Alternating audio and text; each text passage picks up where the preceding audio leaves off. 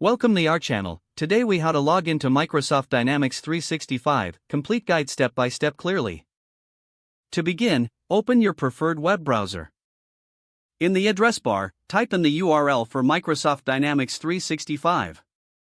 Press the Enter key on your keyboard. Once the page loads, look for the Sign In button. Click on the Sign In button to proceed. You will be directed to the Microsoft Sign In page. Here, enter your email address associated with your Dynamics 365 account. After entering your email, click on the Next button. You will then be prompted to enter your password. Type in your password carefully. If you prefer to stay signed in, check the Stay Signed In box. Once your password is entered, click the Sign In button. If you have enabled two-factor authentication, follow the on-screen instructions to verify your identity. You may need to check your email or mobile device for a verification code. Enter the code as prompted. Once verified, you will be redirected to the Dynamics 365 dashboard.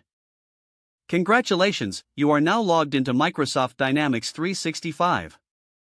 Explore the features and functionalities available to you. If the page does not load, refresh the browser or try again in a private or incognito window. Make sure you are using the correct email address, then retype it carefully to avoid small typos. If your password is not accepted, use the reset option and create a new strong password you can remember. Check your spam folder for verification or security emails, then complete any requested confirmation steps. Enable two-factor authentication if available to improve account security and reduce unauthorized. After signing in, review your profile details so your contact information and settings are accurate and current.